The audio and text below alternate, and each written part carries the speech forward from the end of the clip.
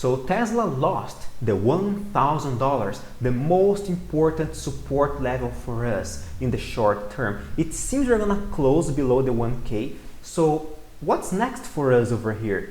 Today we're gonna talk about that and much more. My name is Nathan. Welcome to the Finance Hydra channel. If you are already my subscriber, remember to click on the like button to support this channel. After all, we have almost 800 subscribers over here, okay? Almost 800. That's incredible. I would never imagine one day I would have 800 people listening to my insights over here, and I'm very grateful to you all. Thank you very much for your support. I will always honor your trust, bringing to you good, high quality content. And if you are not my subscriber yet, please subscribe. After all, I have almost at 800 subscribers, so please subscribe to this channel so I can enjoy this moment. And I promise to you, our content is good and I will never ever let you down. Okay, so thank you very much for your support, my friends. Let's see what the charts has to tell us about Tesla right now. If you look at Tesla right here, okay, we are below this red line, which represents the $1,000. We are below it. We went below the 1K sometimes in the past, 1, 2, 3, 4 times, but we never closed it a day below the 1K. And if you ask me, okay, we went below the 1K. I think we just retested the support level at $950. Okay, of course we hit $951.50. Okay, that was the lowest point today. We almost hit this target by only $1. But if you ask me, this target was hit. Okay, the support level was hit, and we have two open gaps: one runaway gap, one common gap. These gaps usually they work as magnets for the price, and I think that any bullish confirmation we have near this support level is going to be a buy opportunity. Okay, let's analyze Tesla for 1 second over here. Let's assume, or let's pretend you are out of Tesla. You are out of Tesla. What would you do right now as someone who's out? Well, you look at this chart and you're gonna see Tesla near a support level below 1K in a day that almost every single stock dropped over here, except for Facebook, Apple, Amazon, Netflix, Google, Microsoft, NEO. It seems like everybody else is dropping over here. The indices, the S&P dropping 0.62%, the Nasdaq roughly 1%, the Dow Jones Index 0.7%, even Bitcoin is having a very hard time right now, dropping 7%. So you see a scenario like this, and you might think this drop below the 1K might be just an overreaction. Yes, we are closing below the 1K, but look at this day. It is a horrible day for the stock market today, so I can understand that. And what's most important of all, the risk-reward ratio makes more sense for the bulls. So that's why I think I am still quite optimistic with Tesla.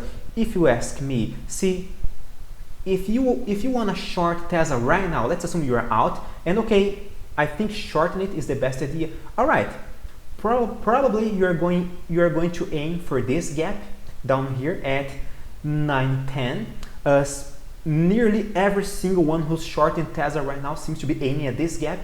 Okay, you are aiming at this gap, meaning it's going to drop nearly $50 below your entry price level down here. Okay. That's not that much. And considering your possible stop loss, where would be your stop loss? Above the 1K. That's roughly $40 stop loss to make roughly $50. So this risk-reward ratio is not attractive at all. It simply does not make any sense to me, at least. Guys, remember, I am just a guy, all right? I'm just a trader, just a guy sharing my thoughts here about Tesla, about the market, about many other stocks. So that's my opinion as a regular, everyday, normal guy. Okay, so that's my humble opinion. The risk-reward ratio to me right here, right now, is not making too much sense. And considering we have two open gaps over here working as magnets, considering we are way too much below the 21 EMA, considering we are still quite close to the 1K over here. if by any chance we're gonna see a very good candlestick pattern tomorrow, or even this week by Friday, considering that this could be a possible false breakout from the 1K, that could be even a stronger buy sign. So I wouldn't take that chance over here. So if I were out, as someone who's out over here, let's assume Tesla is much more interesting for the bulls than for the bears. That's my humble opinion. If you look in the 15 minutes chart, here we had a quite strong bullish candlestick pattern, and it feels like Tesla was oversold over here, and I am still of the opinion that we have a very nice accumulation process in Tesla thanks to this chart over here.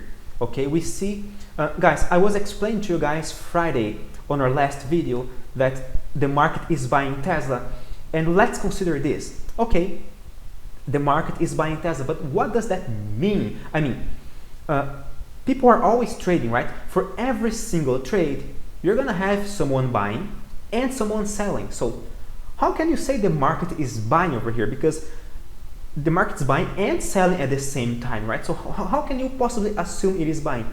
Because the net value of the previous volumes over here, of the sum of the previous volumes over here, it's causing this divergence on the OBV and on the accumulation distribution index.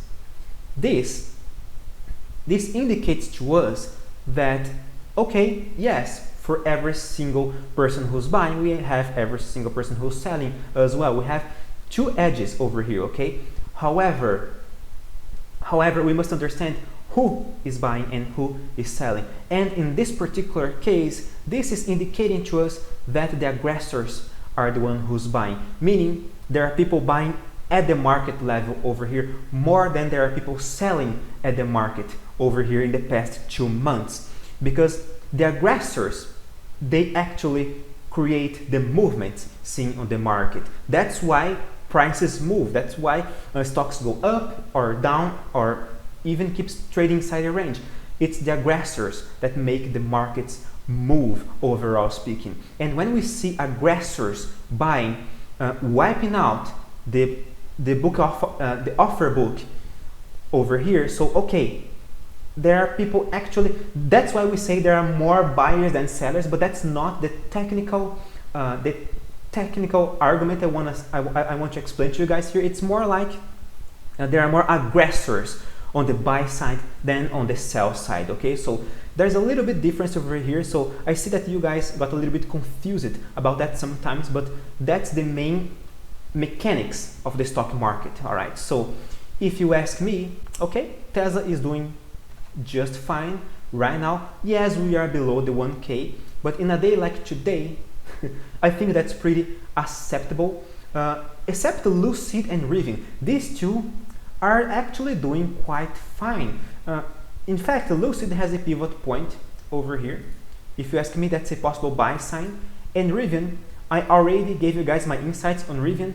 I think Rivian is also a buy. Of course, I don't like Rivian. I still think Tesla is the best EV stock so far. But if you really want to buy Rivian, if you really have FOMO over here, okay, just buy at the breakout at 1, 2, 3. That's your entry point. Because those who follow me already are going to know this. This is a bullish pivot point in our face, about to be triggered. Remember, $1, $2, $3, that's the main pivot point for us. In fact, if you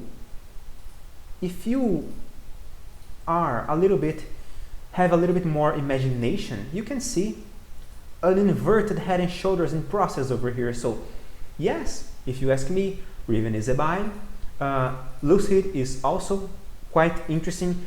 Even NIO is about to trigger a pivot point over here at 35.55. So guys, I think Tesla is going to follow the EV sector sooner or later, considering we have two open gaps over here. What's more, we have another gap at 1208, which I firmly believe Tesla is going to fill. This gap Tesla is going to fill. So far, Tesla filled 100% of its gaps. as long as they appeared above the price.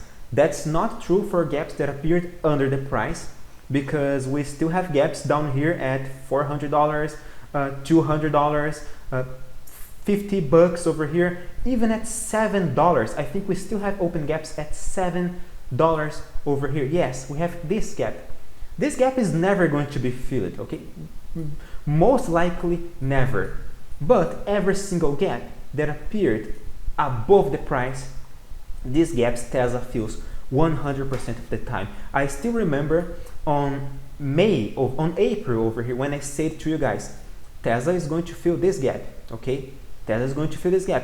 At that moment, the market was so pessimistic that people thought I was crazy. Oh, Nathan, that's crazy. Tesla is going to fill this gap at $400 first, okay? That's no way it's going to fill the gap at $733. I'm so sorry, $733. There's no way this is going to happen. Well, it did happen. Tesla always filled, and that's not true only for Tesla. Every single one of the FANGs always filled the gaps, as long as these gaps appeared above the price. Every single one of these gaps, okay? This gap over here, this monster gap in 2018, it was filled. Many months later, yes, but it was filled. This is true for Apple as well. Of course, it is in a record high, so that's obvious. But guys, there is not a single large or mega cap that left an open gap above the price unfilled for too long, okay? Of course, you may argue, but we do have Cisco. Cisco after the dot-com bubble, right? Because we had the dot-com bubble and Cisco left this open gap, I think at $37, if I remember correctly, $34 over here, and this gap remained open for, oh my gosh, 18 years, right? I think it was filled only in 2018. So over here at, yes, $34, yes. So we had an open gap for 18 years. That's totally unpractical. We can't trade that. Well, Cisco was a completely different scenario. It's not like Tesla. Tesla is still in a very strong bull trend. It's not in a bear trend. I think pullbacks to the EMA in the weekly chart can be acceptable, yes. So yes, it can fill this gap at 910, but I don't believe it's going to actually reverse the trend. There's nothing here indicating to us that Tesla will actually reverse and engage a bear momentum for months ahead. No, there's nothing indicating that right now for us. I don't believe in this scenario, only if I see a bearish structure in the daily chart. Then I will be convinced of a bearish scenario right here. But I don't believe in people. I only believe in charts. Please don't take this personal, okay? I will only try to find patterns and structures, and when I see one, I will just react properly. And that's how I see Tesla right now at this moment, my friends. I think it is a very nice opportunity to buy because the risk reward ratio makes sense. But again, let's always use the proper risk management. If you want to buy Tesla, please set a very nice stop loss below the support level, below the 950s. And even if you're aiming for this gap over here, this runaway gap, that's fantastic. Risk reward ratio 3.3. That's very good. So this makes sense to me. This is the kind of trade that makes sense to me. Okay, so that's why I'm telling you guys, it's more interesting for the bulls than for the bears. I still have reasons to be optimistic. I still don't see bearish structures in the daily chart over here. Okay, I don't see clear lower highs, lower lows. Right now we are closing below the 1K. Okay, that's a good argument for the bears, but the risk reward ratio is not making too much sense right now for the bears to me, in my humble opinion as a trader. All right, so my friends, regardless of anything else, I wish you all the best of luck. I will always wish you guys the best. And are you still here? I mean, are you still here and you are not a subscriber yet? Man, I think I did deserve your subscription, all right? I think I do. So please, my friend, subscribe to this channel. Help me to get 800 subscribers. Thank you very much for your support, for your attention, for your kindness. I really appreciate your trust. Stay safe. Farewell.